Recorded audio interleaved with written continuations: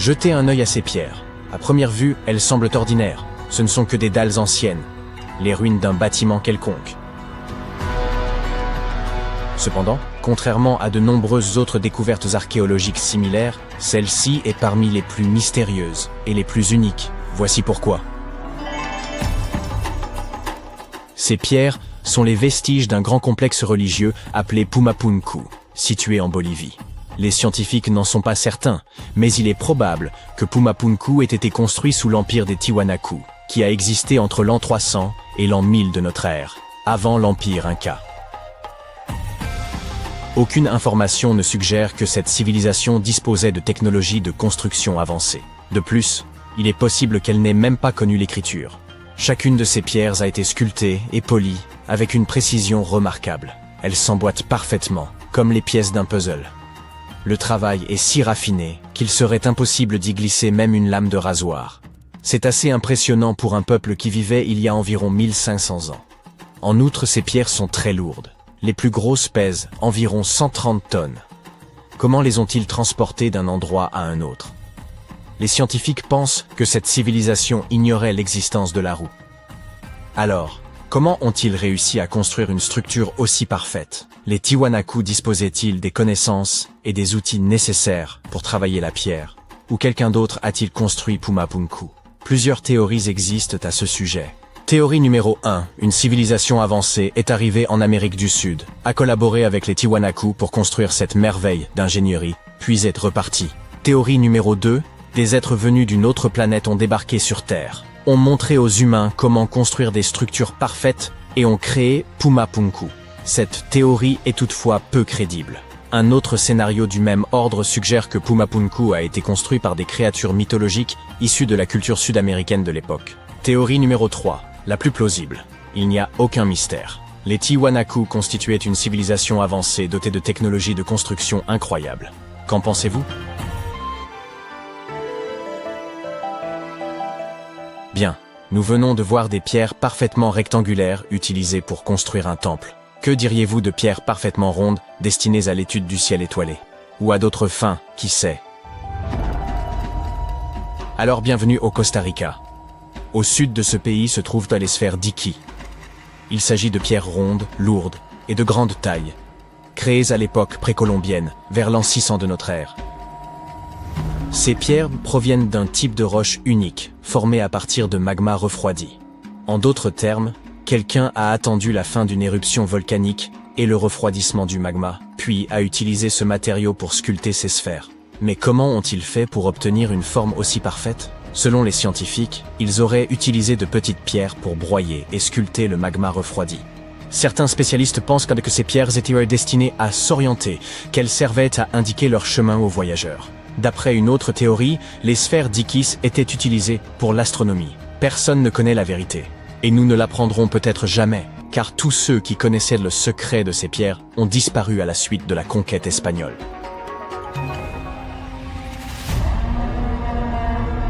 Continuons donc notre voyage. Vous voyez ces pavés? Les archéologues ne savent toujours pas pourquoi ils sont disposés ainsi le long d'une vaste étendue désertique traversant la Jordanie et Israël. Ces pierres étranges forment une chaîne de 64 km de long et sont ici depuis environ l'an 300 avant JAC. Comme elles ont été découvertes par des aviateurs il y a une centaine d'années, on les a surnommées « cerfs-volants du désert ». L'une des théories les plus populaires à leur sujet suggère qu'elles furent placées à cet endroit pour attirer les animaux et les capturer. Apparemment, les chasseurs anciens connaissaient bien le comportement de la faune locale, et ils étaient sûrs que les bêtes finiraient par marcher le long de ces pavés, et qu'ils finiraient par tomber dans une fosse préparée à l'avance. Des pierres rectangulaires et carrées parfaitement lisses, des pierres rondes, des pièges de pierre pour capturer des animaux, et encore de la peinture sur pierre. Pour découvrir cela, rendons-nous à Glasgow, en Écosse, où des archéologues ont mis au jour une dalle datant d'environ 5000 ans. Elle porte le nom de Cochno Stone. La dalle elle-même mesure 13 mètres sur 8, soit environ la moitié d'un terrain de basket. Et toute sa surface est recouverte d'étranges motifs tourbillonnants que les scientifiques qualifient de marques en coupe et en anneaux. Mais que signifie-t-il? Comme pour le reste, Les scientifiques n'en sont pas encore certains. Une théorie suggère toutefois que ces inscriptions auraient un lien avec des phénomènes astronomiques, tels que les éclipses lunaires ou solaires. Peut-être s'agit-il d'une carte du ciel, ou peut-être que ses créateurs souhaitaient simplement réaliser une œuvre d'art. Quoi qu'il en soit, il existe un autre fait intéressant, lié à ces dessins. Des scientifiques en ont découvert de similaires sur plusieurs sites préhistoriques à travers le monde. Délaissons à présent les pierres mystérieuses, et intéressons-nous à d'autres merveilles archéologiques. Voici la chronologie approximative du développement de la civilisation, à partir de 8000 avant notre ère, selon les scientifiques. Tout d'abord, les hommes s'installent dans un endroit et y construisent une ville ou un village. Puis ils se lancent dans l'agriculture, avant de construire des temples. Cependant, en 1994, des archéologues ont déclaré « Non, l'ordre pourrait être différent. Et si les hommes avaient d'abord construit des temples pour vénérer des êtres mythiques supérieurs, avant de construire des villes et de se lancer dans l'agriculture ?» Rendons-nous en Turquie, dans la région rurale de Göbekli Tepe, où, au milieu des années 90, des archéologues ont découvert plusieurs piliers de pierre sur lesquels étaient sculptés des animaux. Cette structure ancienne remonte au 10e millénaire avant notre ère. Aujourd'hui, cet endroit est considéré comme l'un des plus anciens lieux de culte au monde. Il a très probablement été construit par des chasseurs semi-nomades qui ne connaissaient rien à l'agriculture, car celle-ci n'est apparue dans cette région que 5 siècles plus tard. Aujourd'hui, les scientifiques se posent la question suivante. Est-il vrai que de telles structures ont conduit à la colonisation de la région ? La réponse à cette question pourrait nous aider à comprendre la mentalité et le développement de l'humanité dans de nombreuses régions de la planète. Aimeriez-vous posséder un parchemin sur lequel serait indiqué l'emplacement d'un trésor ? En fait, vous en avez déjà un. Vérifiez par vous-même. Il vous suffit de rechercher « le trésor du rouleau de cuivre » sur Google, de télécharger une photo haute résolution du rouleau en question et de suivre ses instructions. Mais attention, le texte est absolument incompréhensible. Les scientifiques tentent de déchiffrer ce message depuis sa découverte en 1952 à Qumran, et ils n'y sont toujours pas parvenus. Selon une théorie, le rouleau contiendrait des informations sur une importante quantité d'or et d'argent. Cependant, même si ce trésor n'existe pas, cet artefact n'en présente pas moins un grand intérêt. Il a été créé il y a environ 2000 ans, à l'époque où l'Empire romain régnait sur la colonie de Qumran. Peut-être les habitants de la région souhaitaient-ils cacher leurs objets de valeur aux légionnaires romains et ont-ils laissé un plan à leurs descendants ? Lorsque vous vous approchez de cette merveille archéologique, vous ne remarquez rien. Mais si vous montez haut dans les airs et que vous regardez vers le sol, vous verrez des motifs étonnants, créés par le peuple de la culture Nazca. On les appelle les lignes de Nazca.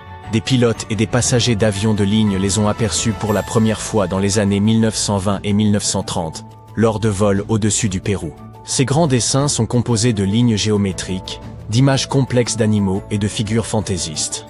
Il y a plus de 2000 ans, un peuple a creusé à la surface du sol pour créer ces motifs. Mais pourquoi ? Les lignes de Nazca continuent de fasciner les chercheurs et les passionnés d'archéologie. Les récentes avancées technologiques, telles que l'imagerie par drone et la cartographie par satellite, ont apporté un nouvel éclairage sur ces formations énigmatiques. Certains chercheurs s'intéressent désormais à la possibilité que ces lignes aient eu plusieurs fonctions, notamment celle de communiquer avec des êtres extérieurs à notre monde. Et cette hypothèse est plausible. Une partie des scientifiques pense que ces étranges motifs étaient un moyen rituel de communiquer avec les divinités de la civilisation Nazca.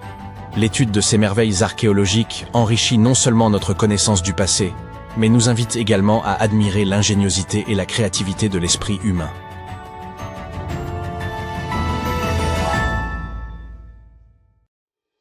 Nous ne qualifierions pas cette île de mystique sans les récits décrivant les géants qui l'habitent.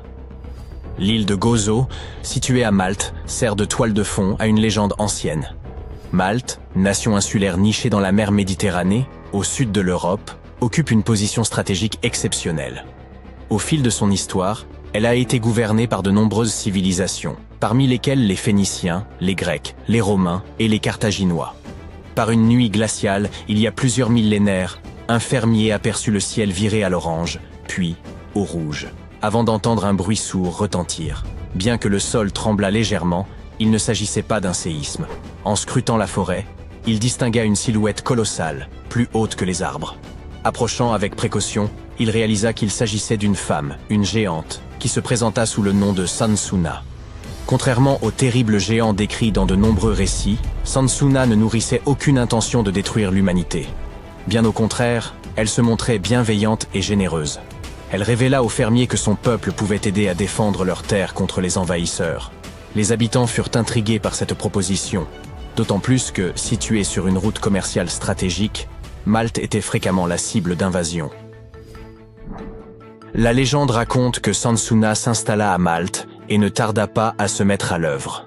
Mais son travail ne consistait pas en de simples tâches. Elle transportait des monolithes gigantesques sur son épaule pour édifier un temple monumental appelé Gantija, signifiant la tour des géants. Elle accomplissait cet exploit tout en portant, sur l'autre épaule, son enfant, mi-humain, mi-géant. Selon certains récits, Sansuna se nourrissait exclusivement de haricots et de miel, bien que d'autres substituent le miel par de l'eau. Ce qui prête à sourire, c'est que Malte, malgré sa modeste taille, 10e plus petit pays au monde, aurait été la terre d'accueil de géants. Allez comprendre. Le temple évoquait un immense jeu de Tetris, certaines pierres atteignant le poids impressionnant de 20 éléphants. Ces blocs monolithiques sont si massifs que les spécialistes estiment qu'il aurait fallu la force conjointe de 50 hommes pour en soulever un seul. Aussi captivante que soit cette histoire, les humains n'ont jamais prouvé l'existence réelle des géants, rendant ce récit hautement improbable. Certains textes anciens mentionnent brièvement une espèce de géant appelé Nephilims. Ces derniers auraient été des colosses terrifiants, responsables de nombreux ravages sur Terre, avant de disparaître au moment du déluge. Cependant, aucune preuve tangible de leur existence n'a jamais été découverte, jusqu'à l'apparition d'un élément intrigant.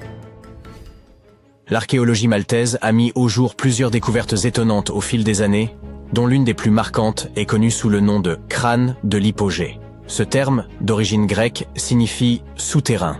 Ce site extraordinaire fut découvert au cours de la première décennie du XXe siècle, lorsqu'un appel urgent parvint au directeur du Musée national de Malte. Des ossements remarquables avaient été déterrés par accident, nécessitant son expertise immédiate. L'hypogée se présentait comme une véritable ville souterraine, composée de labyrinthes et de salles réparties sur plusieurs niveaux. Ces structures avaient été taillées dans un calcaire similaire à celui utilisé pour les temples maltais situés en surface. L'hypogée regorgeait de précieuses reliques et d'artefacts inestimables. Les chercheurs ont rapidement établi que l'hypogée servait de lieu de dernier repos pour les habitants de l'époque. Parmi les découvertes figuraient de nombreux ossements, squelettes et surtout des crânes. Ces derniers n'étaient pas des crânes humains classiques, mais appartenaient à la catégorie dite allongée. Plus intriguant encore, ces crânes ont été dissimulés au public pendant de nombreuses années, alimentant des spéculations et donnant naissance à une multitude de théories. Cette découverte a constitué un tournant pour l'archéologie maltaise, même si les scientifiques se sont retrouvés démunis face à cette énigme. Certains se sont interrogés sur l'origine de ces crânes, se demandant s'ils étaient naturels ou avaient été altérés, en sachant que certaines cultures utilisaient des techniques de déformation crânienne. D'autres chercheurs ont évoqué des hypothèses plus audacieuses, allant des petits hommes gris aux géants légendaires. Certains suggèrent même que ces crânes allongés pourraient être des sculptures dédiées à des divinités venues d'ailleurs.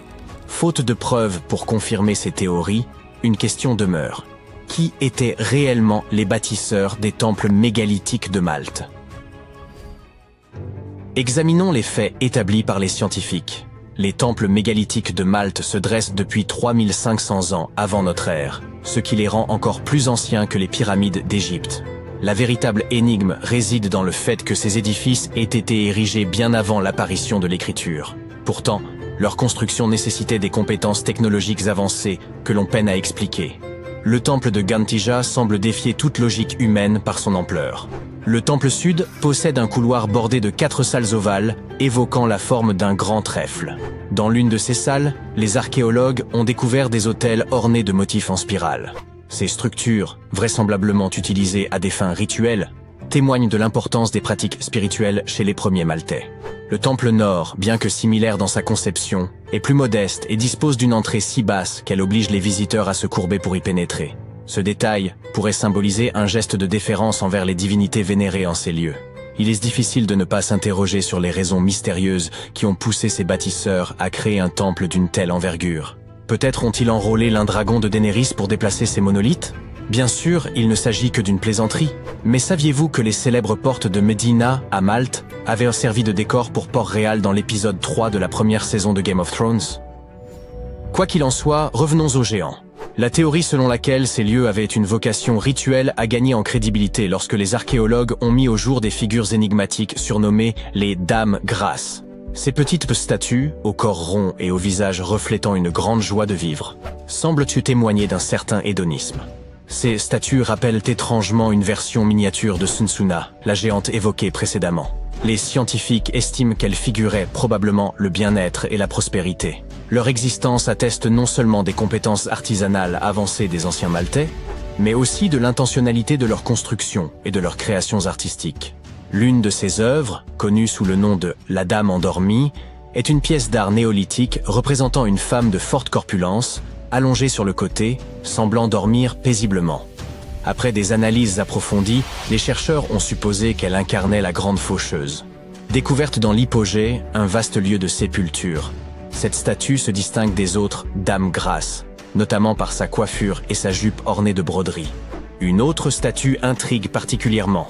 Elle représenterait une femme mesurant 2,50 m de hauteur, accompagnée d'un fragment du bord de sa jupe. Sa découverte, pour le moins inhabituelle, remonte à 1915, lorsqu'un agriculteur, gêné dans son travail par de larges blocs de pierre, invita le directeur du Musée national de Malte à venir les examiner. Pour certains, cette trouvaille constitue la preuve de l'existence de Sun Tzu, tandis que d'autres restent sceptiques. Et ce n'est pas tout.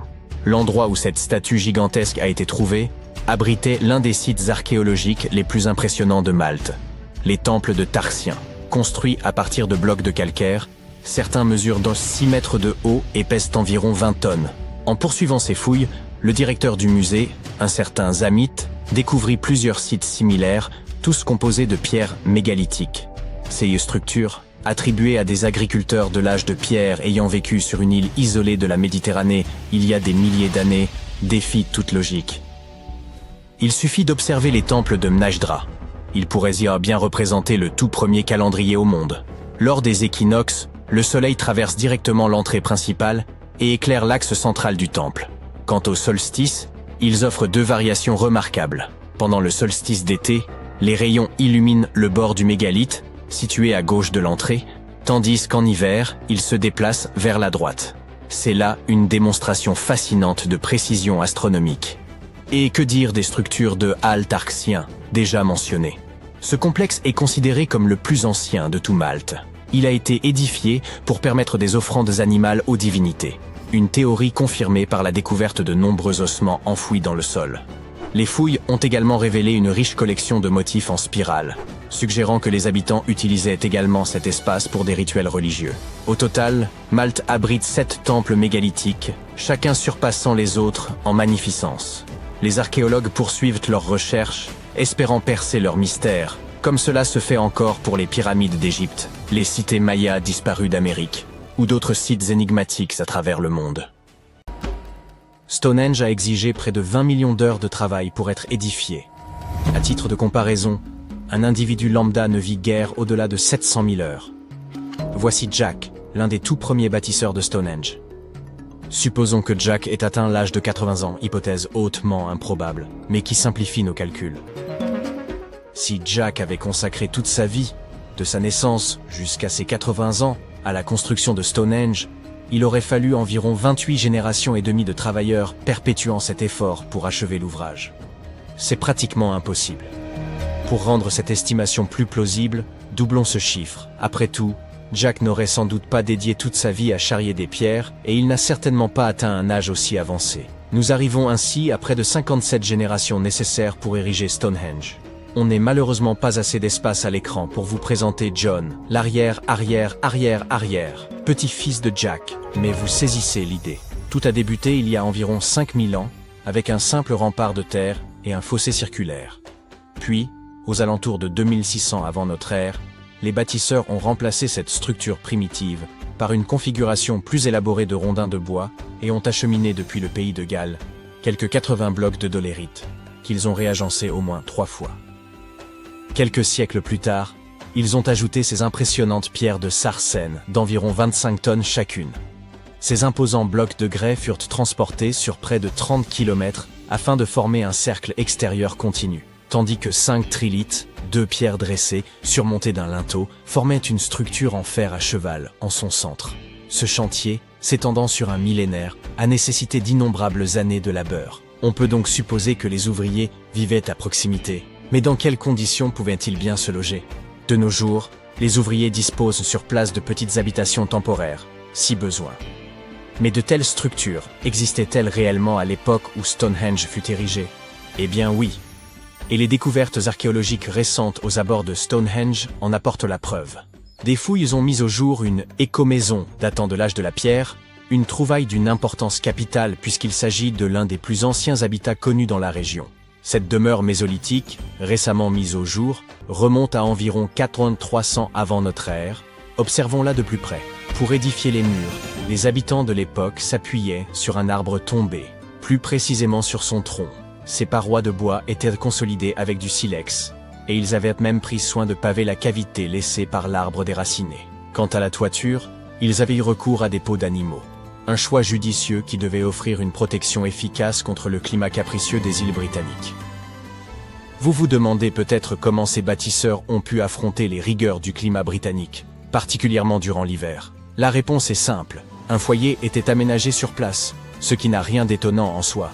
Mais le système employé pour chauffer l'habitat se révélait particulièrement ingénieux. Placer un foyer directement à l'intérieur de la maison aurait constitué un danger trop important.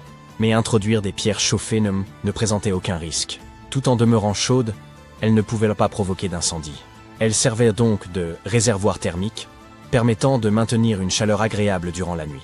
Pour parfaire leur aménagement, ils ajoutaient à même quelques pierres décoratives. Certes, ce n'était pas Versailles, mais leur demeure possédait indéniablement une certaine élégance. Si vous pensez que cette découverte ne concerne que les habitations, détrompez-vous. Elle bouleverse notre compréhension du mode de vie de cette époque. En situant ces populations dans un cadre préhistorique essentiel, dès les débuts du néolithique, elle soulève des interrogations fascinantes sur un éventuel lien entre ces premiers habitants et les bâtisseurs de Stonehenge. Mais une inquiétude persiste. Les experts s'inquiètent du fait que ce site, ainsi que d'autres vestiges archéologiques enfouis, pourraient être mis en péril si les autorités maintiennent leur projet de tunnel visant à détourner l'A303 en la faisant passer sous ce site classé au patrimoine mondial. Bien entendu, la maison mise au jour par les scientifiques n'était pas parfaitement conservée et présentait plusieurs lacunes essentielles pour la vie quotidienne. Certains éléments avaient disparu avec le temps, tandis que d'autres étaient simplement absents. Aussi, les chercheurs ont-ils entrepris de recréer ces habitations vieilles de 4500 ans. Pour ce faire, ils ont utilisé 20 tonnes de craie, 5000 tiges de noisetier et 3 tonnes de paille. Ces reconstitutions ont été érigées à proximité de Stonehenge. Un véritable exploit lorsqu'on sait à quel point il est difficile d'y obtenir un permis de construire, même pour une simple étable. Alors, à quoi ressemblent ces maisons? Tout d'abord, il y en a 4, toutes de forme ovale.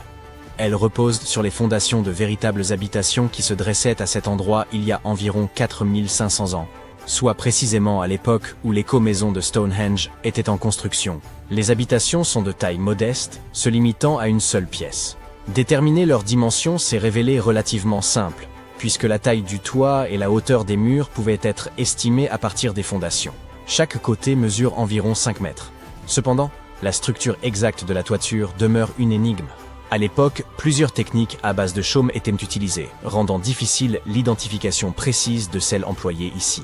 Pour l'instant, l'hypothèse la plus probable est celle d'une toiture en paille nouée ou attachée, solidement fixée à un cadre en noisetier tressé. Lorsque le foyer est allumé, la fumée s'élève naturellement à travers le chaume. Les 20 tonnes de craie ont servi à recouvrir les sols et les murs. Cette surface blanche réfléchit la lumière du soleil et retient la chaleur du feu. Toutefois, un problème inattendu est apparu. Le sol, saturé d'eau, en a considérablement retardé le séchage. Alors que la craie aurait dû durcir en quelques jours, certaines parties du sol sont restées collantes durant des semaines, un peu comme du chewing-gum. Il ne fait aucun doute que les bâtisseurs d'il y a 4500 ans ont dû affronter des difficultés similaires, ce qui permet d'apprécier à sa juste valeur le labeur qu'exigeait la construction de ces habitations. Pour obtenir une finition lisse et presque brillante, la dernière couche d'enduit a été appliquée avec des chiffons, conférant au mur une apparence étonnamment raffinée. L'intérieur est aménagé avec des lits et des étagères en bois et en osier, ainsi que des pots d'argile, le tout organisé autour d'un foyer accueillant. Le tout donne une impression d'espace et baigne dans une lumière naturelle qui traverse le toit de chaume avant de se réfléchir sur les murs blancs. Le mobilier tressé, quant à lui, apporte une touche d'authenticité. Des feux ont été allumés pour y préparer un premier repas. Du pain confectionné à partir de farine moulue sur une meule de pierre, juste à côté du foyer. Ceux qui l'ont goûté ont été agréablement surpris par sa saveur. Légère déception. Ceux qui ont recréé ces habitations ont un peu triché. Certes, les matériaux sont fidèles à ceux d'origine, mais les outils utilisés ne le sont pas. Ils ont eu recours à des bétonnières pour mélanger le torchis, des brouettes pour transporter le bois, et des haches en acier pour fendre les bûches près de l'âtre, plutôt que des outils de pierre. Il faut toutefois rappeler que ces constructeurs ne sont pas des experts, mais des bénévoles. Dans ces conditions, une petite entorse aux techniques d'antan semble tout à fait pardonnable. D'ailleurs, d'autres volontaires présents sur le site sont ravis de partager leurs connaissances sur les tâches quotidiennes des bâtisseurs de Stonehenge, qu'il s'agisse de moudre le grain ou de tresser des cordes en jonc. Mais ces cahutes ne sont pas les seules découvertes notables de la région de Stonehenge. Il y a quelques années, des archéologues ont mis au jour un site funéraire qui précède même la construction du célèbre monument. Ce long tumulus néolithique, daté d'environ 5600 à 5700 ans, aurait accueilli les dépouilles de certains des premiers habitants de Grande-Bretagne. Son existence a été révélée par des images aériennes montrant son empreinte caractéristique sous les cultures. La plaine de Salisbury regorge d'anciens vestiges, comprenant Stonehenge, divers tumulus et autres monuments. Épargnée par les bouleversements au fil des siècles, elle a su préserver une quantité remarquable de structures préhistoriques. Cette découverte illustre par ailleurs une transition majeure dans le mode de vie humain, marquant le passage du nomadisme à une sédentarisation fondée sur l'agriculture et l'élevage. Un mode de vie qui fait écho à celui reconstitué dans l'écomaison. Le tumulus en question s'étend sur environ 26 mètres de long et 20 mètres de large. Bien que l'érosion et l'agriculture aient fait disparaître une grande partie de sa structure émergée. Si ces caractéristiques sont similaires à celles d'autres sépultures de la région, il pourrait renfermer les restes de 30 à 50 individus, ainsi que des crânes de vaches, dont l'importance pour ces communautés anciennes ne fait aucun doute. Récemment, des scientifiques ont fait une découverte étonnante qui pourrait résoudre le mystère de Stonehenge. Ils ont trouvé un élément caché au plus profond de l'ADN des pierres de Sarsen, les énormes monolithes présents sur le site. Cette découverte pourrait révéler pourquoi nos ancêtres du néolithique ont conçu et construit cette structure. Depuis des années, les scientifiques se creusent la tête pour savoir d'où viennent les énormes pierres de Sarsen. Pendant longtemps, ils ont cru qu'elles provenaient d'une carrière située à 25 km du site, connue sous le nom de Marlborough Downs. Sur ce site, ils ont trouvé des minéraux similaires à ceux qui composent les pierres de Sarsen. Mais en réalité, les choses sont plus complexes qu'on ne le pensait. Notre compréhension de la construction de Stonehenge est en constante évolution. Les scientifiques doivent littéralement remonter le temps pour percer ces mystères. D'où viennent les pierres? Comment ont-elles été transportées? Pourquoi le site a-t-il été construit? Le site de Stonehenge, situé dans la plaine de Salisbury en Angleterre, est constitué de deux grands types de pierres. Il y a les pierres de Sarsen, très lourdes, et les pierres bleues, plus petites et plus légères. Les pierres de Sarsen pèsent chacune environ 25 tonnes. Cela équivaut à 3 éléphants d'Afrique. La pierre de Sarsen la plus lourde, appelée Hillstone, pèse à elle seule 30 tonnes. Ensemble, les pierres de Sarsen forment le cercle extérieur de la structure. À l'intérieur de ce cercle, vous trouverez les pierres bleues. Leur nom est peut-être un peu trompeur, car elles ne sont pas vraiment bleues. Elles ont une teinte bleutée lorsqu'elles viennent d'être cassées, d'où leur nom.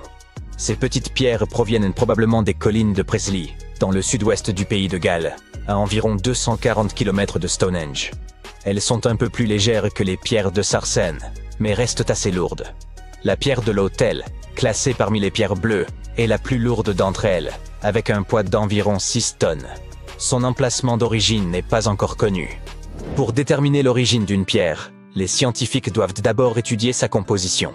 Pour cela, ils vérifient l'ADN de la roche. Ensuite, ils recoupent la structure de la pierre avec les minéraux présents dans le sol pour voir s'il y a concordance. La plupart des pierres de Sarsen que nous voyons dans le sud de l'Angleterre sont en fait constituées d'un type de grès connu sous le nom de silcrète. Il s'agit d'un sable durci par les eaux souterraines pendant des millions d'années. Ce processus est principalement produit au cours d'une période appelée le Paléogène, il y a quelques 65 à 23 millions d'années. Ces pierres de sarcène ne se sont pas formées en une seule grande plaque, mais par parcelles, comme si la nature avait créé de petits jardins de pierres un peu partout. Les scientifiques expliquent que les pierres de sarcène se sont répandues de manière aléatoire, souvent dans des zones isolées. Au fil du temps, nombre d'entre elles ont été enfouies sous des couches d'argile et de craie, ce qui a contribué à leur préservation. Lorsque les bâtisseurs de l'Antiquité se sont mis en quête de matériaux, ces pierres leur ont probablement semblé parfaites pour la construction d'une structure aussi impressionnante que Stonehenge. En fait, on a utilisé des pierres de sarcène dans toutes sortes d'ouvrages, des villas romaines aux églises médiévales en passant par les bordures de routes et les murs de culture. On pourrait dire que ces pierres étaient le matériau de prédilection des bâtisseurs de l'Antiquité et qu'elles ont continué à être populaires même à l'époque moderne. Ce fait a amené les scientifiques à se demander si toutes les pierres de sarcène, utilisées pour construire Stonehenge, ne provenaient pas du même endroit. Ils ont identifié des sites dans tout le Royaume-Uni, dans des régions telles que l'Oxfordshire et le Kent. Après des centaines d'années d'études, les géologues disposent enfin du type de technologie appropriée pour déterminer l'origine des pierres. J'aimerais pouvoir vous dire qu'il s'agit d'un lieu tenu secret, très éloigné du site. Mais il s'est avéré que les pierres de sarcène proviennent en réalité de Westwoods, une forêt située tout près de Stonehenge. Un nouveau facteur est entré en jeu lorsque des fouilles ont mis au jour des trous de pierre, indiquant qu'au moins 6 piliers de pierre bleue avaient été retirés dans les collines de Preseli, sur le site de Waunmain, au cours de la préhistoire. Il y avait là un cercle de pierre, et l'on pense que certaines des roches de Stonehenge ont été récupérées dans ce cercle plus ancien. Si cela est vrai, il se pourrait que Stonehenge fasse partie d'un ensemble beaucoup plus vaste de sites anciens. Si c'est bien le cas, Stonehenge ne serait que la cerise sur le gâteau d'un projet de plus grande envergure. Un peu comme la pièce maîtresse d'un paysage de monuments, de monticules, de cercles de pierre et d'autres choses très impressionnantes. C'est la raison pour laquelle les scientifiques veulent absolument savoir d'où viennent les pierres. Cela pourrait permettre de comprendre pourquoi et comment Stonehenge a été construit. Stonehenge n'est pas apparu du jour au lendemain. Il a été construit en plusieurs étapes sur des centaines d'années. Il ne s'agissait probablement pas de l'œuvre d'une seule personne, mais d'un grand projet communautaire qui a évolué au fil du temps. Chaque génération de bâtisseurs a apporté ses propres idées, créant une structure qui allait durer des siècles. La première étape remonte à environ 3100 ans avant notre ère. Un fossé circulaire a été creusé et quelques pierres bleues ont été installées, formant une sorte d'anneau de départ. Plus tard, ils ont ajouté les pierres de sarcène et ont même surmonté certaines d'entre elles de pierres horizontales afin de former ces fameuses arches que vous voyez aujourd'hui. Ce qu'on appelle les trilithes. Ces bâtisseurs de l'Antiquité avaient bien des défis à relever. Comment déplaçaient-ils les pierres? Une vieille théorie, connue sous le nom de route de glace, suggère que les pierres ont été déplacées sur des chemins naturels et glacés au cours de plusieurs hivers. Ils auraient ainsi simplement fait glisser les pierres jusqu'à Stonehenge. Mais nous parlons là d'une distance de plus de 160 km, c'est donc assez invraisemblable. Quoi qu'il en soit, cette théorie a été démentie, parce qu'il faisait plus chaud à l'époque qu'aujourd'hui. Il y a aussi la théorie de la rivière. Les pierres auraient été transportées par voie d'eau depuis leur lieu d'extraction jusqu'au site. Mais les pierres de sarcène sont beaucoup trop lourdes pour cela. Cette théorie a donc également été abandonnée. En clair, personne ne sait comment les pierres ont été déplacées. Les recherches menées à Stonehenge ont dévoilé un autre élément scientifique intéressant. Un récent examen au laser des pierres a révélé les différentes méthodes de travail utilisées et montré que certaines parties du monument étaient plus soigneusement ouvragées que d'autres. En particulier, le côté nord-est et les faces internes des trilithes centraux ont été minutieusement taillés. Pour information, un trilithe est une structure composée de 3 pierres. 2 énormes monolithes sont surmontés d'un troisième qui les relie entre eux. En grec, ce mot signifie simplement « qui a 3 pierres ». Quoi qu'il en soit, la grande question, et la raison pour laquelle Stonehenge est si célèbre, est de savoir pourquoi il a été construit en premier lieu. Les théories vont bon train, et certaines semblent tout droit sorties d'une série de science-fiction. Voici un bref aperçu des idées les plus populaires. Il y a bien sûr la théorie du calendrier solaire. Elle suppose que les pierres sont alignées sur les mouvements du soleil, en particulier lors des solstices d'été et d'hiver. Lors du solstice d'été, le soleil se lève à gauche de la Heelstone, la seule pierre à l'extérieur du cercle principal. éclairant ainsi l'ensemble du monument. Certains disent qu'il s'agit là d'une espèce de calendrier antique permettant de marquer les jours les plus longs et les plus courts de l'année. Certains archéologues pensent que Stonehenge pourrait avoir été un ancien site de guérison. Des morceaux de pierre bleue portent des traces de burin, probablement faites par des gens qui croyaient qu'elles pouvaient guérir des maladies. Selon une théorie, les gens venaient à Stonehenge de tous les coins du pays dans l'espoir d'y trouver un remède à leurs maux. Certains pensent que Stonehenge était un lieu très populaire, un endroit où les gens se rassemblaient. Certaines preuves suggèrent que des communautés très éloignées les unes des autres se retrouvaient à Stonehenge pour des célébrations, des festins et des cérémonies. Un examen des ossements trouvés à proximité montre que les gens parcouraient parfois des centaines de kilomètres pour se rassembler sur ce site. Depuis que Platon a créé l'allégorie de l'Atlantide, l'humanité est fascinée par la possibilité de découvrir un jour une civilisation sous-marine florissante. Tu veux te joindre à nous pour visiter quelques sites sous-marins historiques? Voyons ce que nous pouvons comprendre de ces civilisations anciennes. Le premier sur notre liste est ce qu'on appelle le Stonehenge sous-marin. Les chercheurs ont récemment découvert un mystérieux amas de cairns qui s'étendent sur des kilomètres sous les eaux miroitantes du lac de Constance, aux frontières de la Suisse, de l'Allemagne et de l'Autriche. Les archéologues ont commencé à fouiller ce site en 2015 et ne sont pas encore parvenus à cerner sa fonction précise. Ce qu'ils savent, c'est qu'il se trouve là 170 cairns de pierre fabriqués par l'homme s'étendant sur 20 km sous le lac. Les chercheurs affirment que c'est très probablement le fruit du travail combiné de plusieurs villages. Ce site fut probablement utilisé dans un but collectif. Ces formations sont énormes, certaines d'entre elles faisant plusieurs mètres de large. La découverte la plus étonnante jusqu'à présent est que ce site daterait d'il y a environ 5500 ans. Maintenant, que faisions-nous, nous les humains, à cette époque? Eh bien, nous vivions les meilleures années de ce que l'on appelle l'âge de pierre. Nous commencions à fabriquer des outils rudimentaires et à les utiliser pour chasser et manger. Peux-tu imaginer à quoi pouvaient ressembler tes couverts à l'époque? Ce n'est pas une coïncidence si les scientifiques surnomment ce site le Stonehenge sous-marin. On pense que les deux sites ont été érigés à peu près à la même époque. Vois-tu, Stonehenge date d'environ 3100 ans avant notre ère. Les deux sites présentent la caractéristique commune d'être tous deux des monuments de pierre construits en cercle, sans parler du fait que les scientifiques n'ont pas non plus déterminé en quoi nos premiers ancêtres auraient pu ressentir le besoin de construire de telles structures. Le mystère du lac de Constance n'a pas encore été résolu. Qui étaient les habitants néolithiques de cette région? Et dans quel but ont-ils déployé autant de travail et d'efforts pour construire cet immense site fait de roches?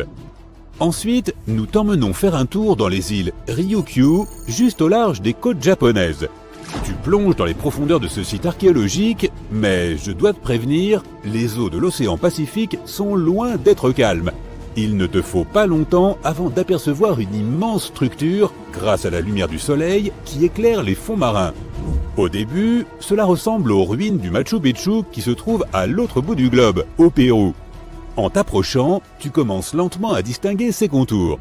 Une structure de forme pyramidale, des arches, des escaliers, ça aurait facilement pu être un palais ou un château.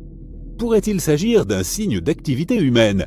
Eh bien, ce que tu viens de voir est connu aujourd'hui sous le nom de structure sous-marine de Yonaguni. On l'appelle aussi l'Atlantide du Japon. Le complexe entier représente la taille de 5 terrains de football et la hauteur d'un bâtiment de 5 étages.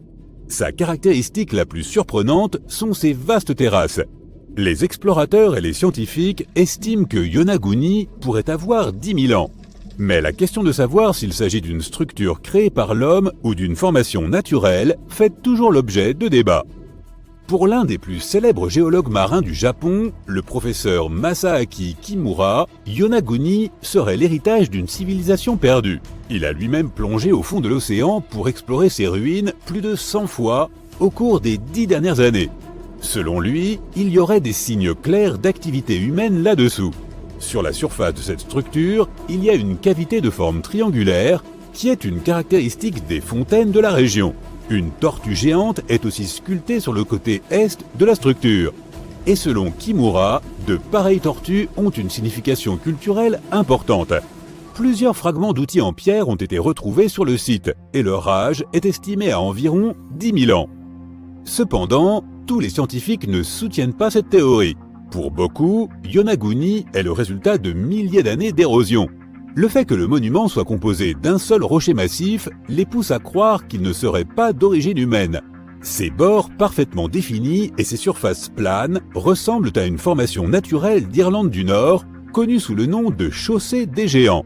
Les colonnes de basalte ont beau ressembler aux ruines d'un palais, elles seraient en fait le résultat de l'activité volcanique de la région. Maintenant, tu t'envoles pour la Grèce à 4 heures d'Athènes. Pour être précis, tu te trouves dans la péninsule du Péloponnèse. Tu dépoussières un vieux tuba et pars pour une excursion de plongée par une journée ensoleillée. Après un certain temps passé dans l'eau, tu commences à remarquer des motifs sur le fond marin. À 4 mètres sous la surface, les restes d'objets familiers commencent à apparaître un à un. Alors que tu continues de nager, ce qui semble être le contour d'une ville entière émerge devant tes yeux. Tu te demandes comment l'eau a pu engloutir toute la ville. Ces rochers sont parfaitement alignés dans ce qui semble être les fondations d'un bâtiment. Il s'agit de Pavlopétrie, une ville antique dont tu n'avais sûrement jamais entendu parler. Elle a été découverte par Nicolas Fleming, un océanographe britannique, alors qu'il était en vacances en Grèce. Il avait entendu des rumeurs concernant l'existence de Pavlopétrie et, en effet, a découvert plusieurs artefacts gisant sur les fonds marins. Il est retourné dans la région un an plus tard avec une équipe. Ils ont alors mis à jour un site rempli de tessons de poterie, d'amphores et d'outils. Cette pierre de cairn, par exemple, était un outil servant à moudre le grain. Les multiples amphores indiquent que ce peuplement date du commencement de l'âge de bronze, il y a 5500 ans, lorsque les gens ont commencé à s'établir dans des villes. On pense que celle-ci aurait existé pendant plus de 2400 ans. Aujourd'hui, Pavlopétrie est considérée comme la plus ancienne ville submergée jamais découverte. Et ce qui est impressionnant, c'est que ce n'était pas qu'un simple village, c'était une cité portuaire dynamique, avec des bâtiments de pierre, un marché, des rues et même des places. La prochaine étape de notre voyage est l'une des villes sous-marines les plus célèbres et qui a été transformée en parc archéologique. La ville de Port-Royal, en Jamaïque, n'existe plus que sous la surface. Mais en 1692, c'était l'un des comptoirs les plus riches de l'hémisphère ouest. Port-Royal était le centre de l'empire colonial britannique à l'époque et un important port d'attache qui attirait des gens de toute la région. C'était aussi le foyer des véritables pirates des Caraïbes. Le matin du 7 juin 1692, les habitants de Port-Royal ont connu un sort différent de tout ce qu'ils avaient pu prévoir. La ville s'est réveillée en tremblant. Les gens ont été jetés hors de leur lit par la puissance d'un terrible tremblement de terre d'une magnitude de 7,5 sur l'échelle de Richter. Un survivant a raconté qu'il avait vu la terre se fendre et engloutir toute la ville. Ce qu'il a dit pourrait être vrai, car elle était principalement construite sur du sable. Le sol aurait avalé les bâtiments, les routes, les infrastructures, tout en somme. Des geysers sont entrés en éruption et, pour finir, des vagues aussi grandes que des immeubles de 10 étages se sont abattus sur la ville. Environ 13 hectares de la cité ont disparu sous les eaux. Étonnamment, la plupart de ces vestiges du XVIIe siècle sont encore en bon état sous 12 mètres d'eau. Les archéologues ont retrouvé des tavernes, des entrepôts, des cuisines et des établissements de loisirs divers et variés.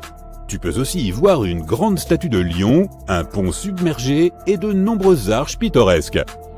Bien sûr, nous avons gardé le meilleur pour la fin, l'Inde. Juste au large de ses côtes se trouve une autre merveille engloutie. Un site connu sous le nom de Cité perdue de Cambay se trouve dans le golfe du même nom. Elle est restée cachée jusqu'en 2001, lorsque l'Institut national des technologies océaniques a entrepris de cartographier ses eaux. Grâce à la technologie sonar, qui envoie des ondes sonores contre les fonds marins, ils ont découvert une chose qui reposait loin en dessous de la surface.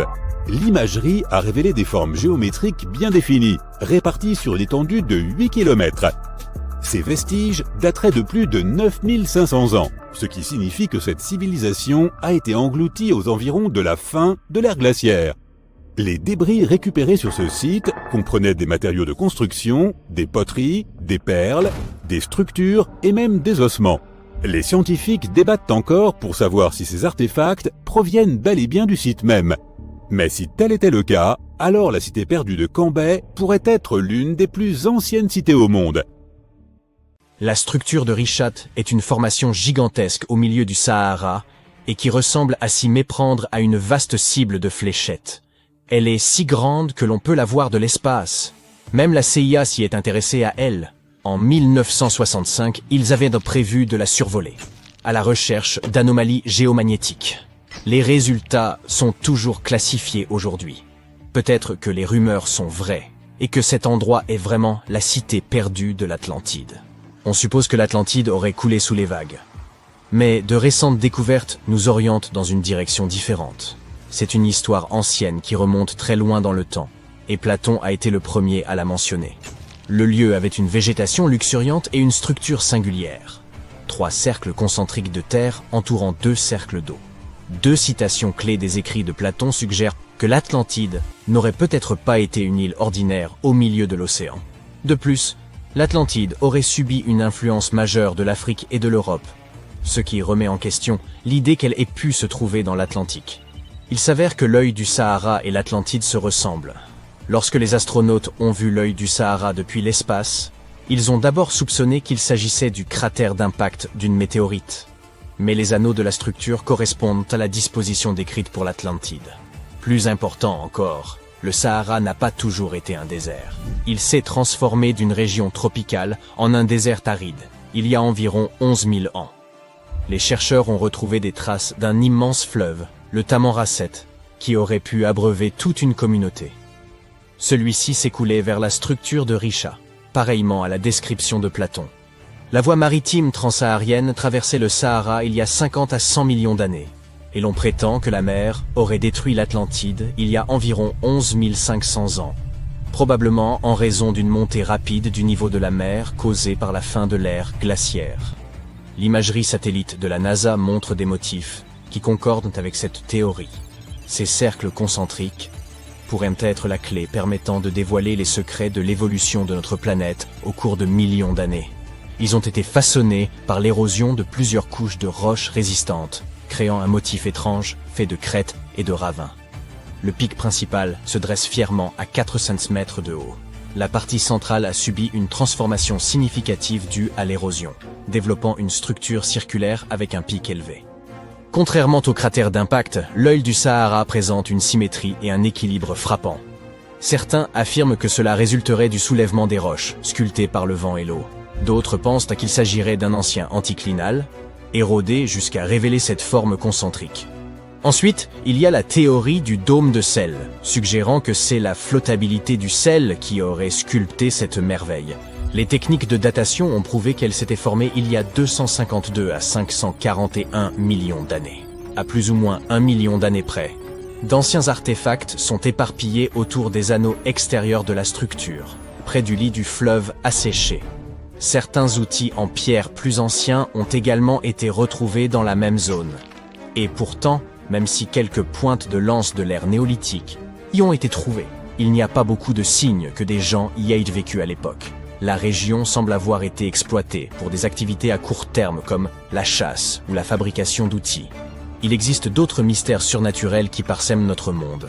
L'une de ces énigmes se trouve en Norvège. Le sinistre phénomène des lumières d'Esdalen, également connu sous le nom de vallée des lumières, laisse les scientifiques perplexes.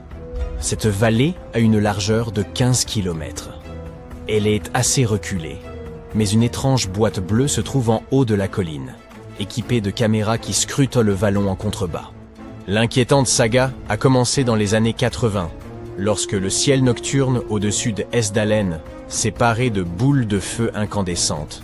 Un spectacle récurrent qui a fait frémir tous ceux qui l'ont vu. Ce n'était pas un phénomène éphémère. Bien au contraire, il s'est reproduit très régulièrement. Terrifiés, les habitants ont signalé des contacts avec ces phénomènes lumineux inexpliqués, dont certains se seraient produits près de leur maison. La peur s'est propagée comme une traînée de poudre. À son apogée, on comptait environ 20 apparitions chaque semaine. Le phénomène a fait son chemin dans les journaux, les magazines et les médias du monde entier. Bien vite, les gens ont afflué dans la vallée, espérant voir ces lumières par eux-mêmes. En 1984, des experts se sont joints à la cohue, armés d'instruments sophistiqués comme des magnétomètres, des radiomètres et bien d'autres trucs-o-mètres. Ce qu'ils ont observé était sidérant. Ces lumières défiaient toute explication. Certaines se déplaçaient à un rythme tranquille, tandis que d'autres traversèrent le ciel à une vitesse fulgurante de 30 000 km/h.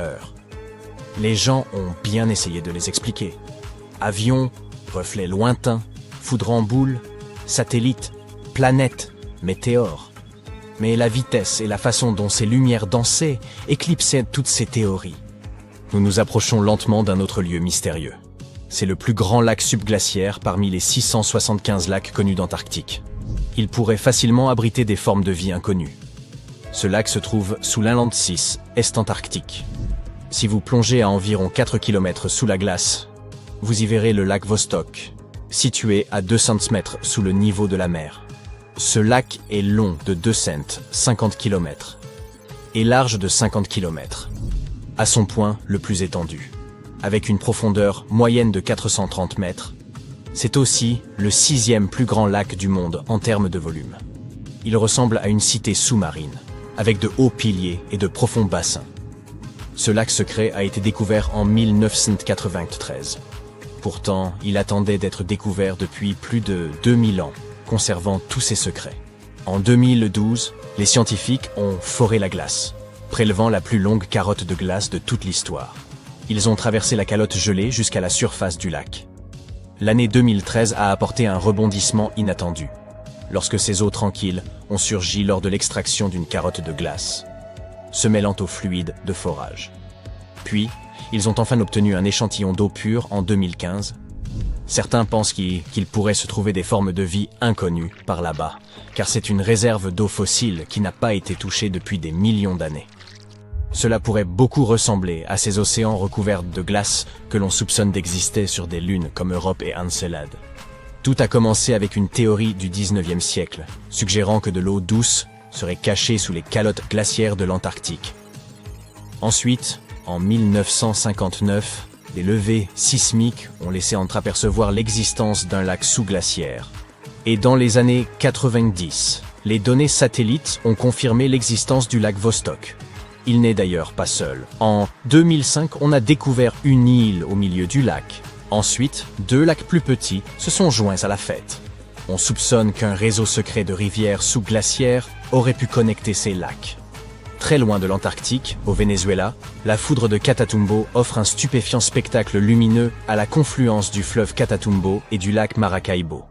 Cet inquiétant phénomène électrique se produit environ 140 à 160 nuits par an, durant 10 heures par jour, et peut libérer jusqu'à 280 éclairs en une seule heure.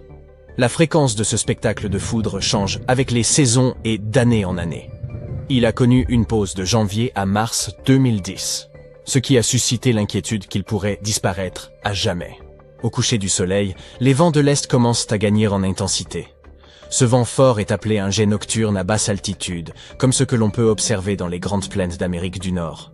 Ces vents apportent de l'humidité, principalement des Caraïbes et du lac en lui-même. Cet air humide rencontre les hauts sommets de la cordillère, entraînant la création d'orages sur les montagnes. Grâce à la constance de ces vents, d'autres orages apparaissent au fur et à mesure que la nuit avance. Ce schéma se répète. C'est pourquoi cette région a le taux annuel d'éclairs le plus élevé au monde. Le prochain endroit que les scientifiques sont incapables d'expliquer se trouve en Chine. Il s'agit des grottes de Longjiu. Elles présentent des voûtes hautes et inclinées et de robustes piliers. L'endroit est resté caché pendant des siècles. Ces cavernes, créées par l'homme, creusées il y a environ 2000 ans, n'ont décidé de se révéler que dans les années 90. Des agriculteurs locaux ont drainé les étangs et révélé 5 cavernes massives. Des fouilles supplémentaires ont exposé 19 autres grottes plus petites. Elles allaient de 20 à 35 mètres de large pour 10 à 20 mètres de hauteur. Des archéologues y ont retrouvé des reliques anciennes datant du règne de l'empereur Han Xuandi, remontant à plus de 2000 ans. Comment ces grottes ont-elles survécu pendant plus de 2 millénaires sans s'effondrer? Aucune trace écrite n'explique la manière dont elles ont été conçues. Les murs présentent des marques de bourrines, laissant supposer une activité de sculpture couche après couche. Mais le processus exact de construction demeure un casse-tête. Comment se fait-il que le monde parle encore d'une statue qui n'a existé que pendant 54 ans, il y a plus de 2000 ans? En quoi cette impressionnante construction antique était-elle si unique pour que nous en discutions encore aujourd'hui? Je vais bien sûr parler du colosse de Rhodes. On le considère comme l'une des 7 merveilles du monde antique, avec la grande pyramide de Gizeh et les jardins de Babylone. Cette statue millénaire est enveloppée de nombreux mystères. Mais examinons d'abord certains faits, d'accord? Ce que nous savons, c'est que les habitants de Rhodes ont entrepris cet immense projet après la fin du siège macédonien de leur île. En d'autres termes, c'était une façon pour eux d'honorer les puissances divines et de célébrer leur victoire. Utilisant en grande partie des matériaux abandonnés par les Macédoniens, ils ont commencé la construction du colosse, qui aurait duré environ 12 ans. Selon la plupart des descriptions contemporaines de la statue, elle mesurait à peu près 32 mètres de haut. À titre de comparaison, c'est à peu près la taille de la Statue de la Liberté qui mesure 46 mètres. Cela pourra te sembler peu. La Statue de la Liberté est actuellement classée 52e statue la plus haute du monde. La championne demeure la Statue de l'Unité en Inde, qui se dresse fièrement à une hauteur stupéfiante de 182 mètres. Mais dans l'Antiquité, c'était un véritable exploit. Mais la hauteur est-elle la seule similitude entre le colosse de Rhodes et la Statue de la Liberté? Eh non. Les Américains surnomment leur statue le colosse moderne. Car les deux monuments ont été pensés comme des symboles de libération. Il y a même une plaque à l'intérieur du piédestal de la statue new-yorkaise où l'on peut lire le premier vers de ce sonnet. Le nouveau colosse, non pas comme le géant d'airain de la renommée grecque. La construction de cette colossale statue antique a nécessité énormément de bronze. Certains documents anciens indiquent même qu'il a fallu en utiliser entre 12 et 13 tonnes. Même pour les temps modernes, c'est beaucoup. Et à l'époque, on parlait d'une opération impliquant toute l'industrie mondiale du bronze. L'homme chargé de donner vie à la statue était Charès de Lindos, un sculpteur grec. Les travaux ont été effectués de 294 à 282 avant Jésus-Christ, mais malheureusement, Charès n'a jamais pu voir le résultat final. Nous ne savons pas exactement pourquoi, mais certains documents affirment que la construction du colosse de Rhodes l'aurait conduite à la faillite. Il n'aurait pas su estimer correctement le coût nécessaire à l'érection de l'imposant monument. Cependant, nous ne savons toujours pas avec certitude comment il leur a été possible de construire une statue aussi grande à l'époque. Ils n'avaient aucun des équipements dont nous disposons aujourd'hui, comme les excavatrices et les ascenseurs. D'après certains documents, il leur a fallu inventer une méthode totalement nouvelle. Tout a été fabriqué sur place, pièce après pièce. Apparemment, ils auraient divisé la statue en plusieurs sections, et commencé par les pieds. Une fois chaque partie terminée, d'énormes monticules de terre étaient placés tout autour afin que les ouvriers puissent travailler sur la section suivante. Cependant, ces informations ont été recueillies plus de 100 ans après la construction du colosse. Il est donc possible de douter de leur exactitude. Pendant ces 12 années, les Rhodiens ont travaillé sans répit. Ils ont d'abord posé une base de marbre blanc avant d'y placer les pieds de la statue. Ensuite, ils ont fabriqué une sorte de squelette de fer, auquel les plaques de bronze sont venues s'ajouter. Mais pourquoi avoir choisi le bronze? Pour des raisons pratiques. En fait, le bronze était plus résistant que le fer, et donc mieux à même de faire face à des conditions climatiques extrêmes. De plus, si l'on y réfléchit bien, la statue était située assez près de la mer. Donc l'air devait être assez salé. Voilà pourquoi il leur fallait utiliser un matériau très robuste. Quel était son emplacement exact? Ça, c'est une chose qui fait l'objet de débats depuis très longtemps. Les chercheurs pensaient initialement que la statue se tenait debout avec une jambe de chaque côté du port de Mandraki. L'un des nombreux ports de la cité de Rhodes, en gros, elle chevauchait en quelque sorte l'entrée de l'île. Aussi magnifique que cela puisse paraître, il est fort probable que ce ne soit là qu'une légende. Tout d'abord, il aurait fallu pour cela fermer le port pendant toute la durée de la construction.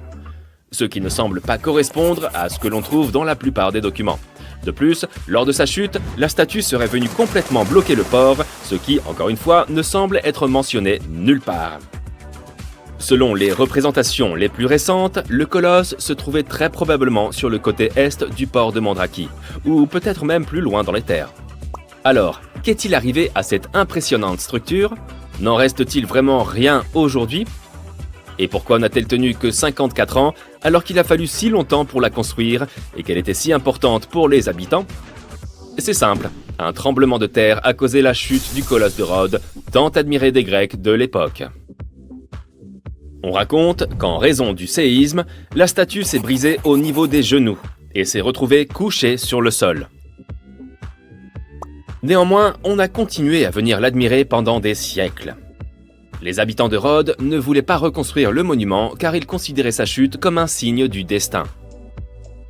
Au milieu du 7e siècle, ce qui restait de la statue a fini d'être déblayé. D'après la légende, il aurait fallu près de 900 chameaux pour transporter tout ce bronze effondré. Et à quoi ressemblait donc la statue? Cela aussi est entouré de mystères. Le colosse était un symbole de la fierté et de l'indépendance des habitants de l'île. Mais son image ne figurait pas sur la monnaie locale, bien qu'une telle chose soit courante à l'époque.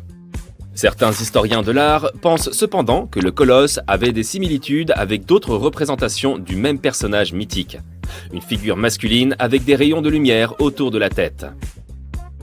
La position de ses mains est encore sujette à débat. Certains disent même qu'il est possible qu'il ait tenu une torche. Nous ne savons pas non plus si ses bras étaient positionnés le long de son corps ou si sa main droite était levée, comme c'est le cas dans de nombreuses représentations mythologiques de l'Antiquité grecque. Nous ne pouvons pas non plus admirer l'original, mais certaines personnes ont le projet de reconstruire le colosse. Un groupe d'architectes européens entend construire une version 21e siècle de l'ancienne statue. Cette nouvelle construction doit s'élever à une hauteur de 152 mètres. Elle servira de centre culturel et de phare. Pour s'assurer qu'elle ne finisse pas comme son ancêtre, les concepteurs ont l'intention d'utiliser toutes les technologies disponibles aujourd'hui. Tout d'abord, ils prévoient de recouvrir tout l'extérieur de ce colosse moderne de panneaux solaires, afin que l'énorme monument dispose de suffisamment d'électricité. Ils comptent aussi utiliser les techniques les plus modernes pour que les tremblements de terre et les tempêtes n'affectent pas, comme ce fut le cas autrefois, l'impressionnante structure. Pour ce faire, ils construiront donc la statue selon une configuration en trépied. Aux 2 pieds viendra s'ajouter un pilier de soutien caché dans une écharpe, allant du bras de la statue jusqu'au sol. Ils prévoient également de placer un lourd support en acier autour de la base afin de faire contrepoids à l'ensemble. Ils ont même pensé à un système de suspension qui permettrait à la statue de se balancer d'avant en arrière, la rendant ainsi un peu plus flexible et par suite capable de résister aux diverses conditions météorologiques. Les coûts de ce projet sont cependant assez élevés. Environ 283 millions de dollars. Les partisans du colosse moderne sont optimistes, car ils sont certains de pouvoir réunir cette somme impressionnante grâce au financement participatif et aux investissements privés. Nous avons tous grandi en croyant que Stonehenge était le plus ancien observatoire du monde, mais désormais, il a une concurrence sérieuse pour ce titre. Nabta Playa a été construit à plus de 3919 km de distance, dans le sud de l'Égypte, et des milliers d'années, 7500 avant notre ère, avant Stonehenge, entre 3000 et 1500 avant notre ère. Et même les pyramides de Gizeh, entre 2589 et 2504 avant notre ère. En 1973, un guide bédouin, Eid Marif, est tombé sur un étrange groupe de grandes formations rocheuses en traversant le désert du Sahara. Il a conduit l'archéologue américain Fred Wendorf sur le site situé à environ 96 km du Nil. L'ami et collègue de Wendorf affirme que l'équipe a découvert les pierres en s'arrêtant pour une pause toilette dans le désert. De toute façon, ce qu'ils ont trouvé a changé l'histoire. Au début, Wendorf pensait que les structures en pierre étaient juste des formations naturelles. Mais ensuite, il eut une révélation. Cet endroit était autrefois un lac, ce qui signifie qu'il ne devrait pas y avoir de roches naturelles ici. Il continua à revenir sur le site pendant des décennies, et au début des années 1990, son équipe découvrit, finalement, un cercle de pierres qui semblait s'aligner avec les étoiles d'une manière inexplicable. Après 7 longues années à essayer de percer le mystère du site, Wendorf contacta un expert en archéoastronomie. Ils étudient comment les anciens utilisaient les étoiles. Un soir, alors que l'expert était assis dans le sable frais du désert, regardant les pierres, il se rendit compte qu'elles formaient un motif irradiant à partir d'un immense tumulus funéraire. Une par une, au fur et à mesure qu'ils creusaient dans le sédiment, les mégalithes enterrés commençaient à s'aligner comme les rayons d'une roue. L'équipe avait déjà utilisé la datation au radiocarbone pour tester des échantillons provenant de foyers et de toitures en bois de tamaris trouvées à l'intérieur du cercle de pierre. Nabta Playa comptait des dizaines de pierres dressées, toutes hautes de quelques pieds. Certaines d'entre elles s'alignaient exactement avec le lever du soleil lors de jours spéciaux, et d'autres correspondaient avec des étoiles brillantes dans le ciel. À l'intérieur du grand cercle, il y avait 6 pierres spéciales qui ont peut-être été utilisées pour des rituels ou pour marquer des moments importants de l'année. Autour d'elles, 29 pierres dressées pourraient avoir fonctionné comme un calendrier simple pour aider les gens à savoir quand il était temps pour quelque chose d'important, comme le solstice d'été, le jour le plus long de l'année. Lorsque le soleil se levait juste au bon endroit, c'était un signe que la saison des pluies approchait. Le cercle de pierre était autrefois aligné avec les étoiles les plus brillantes du ciel septentrional. Arcturus, Sirius et Alpha du Centaure. Certaines pierres pointaient même vers la constellation d'Orion. En suivant le mouvement d'Arcturus à travers le ciel, ils ont découvert qu'il correspondait parfaitement au cercle autour de 4800 avant notre ère.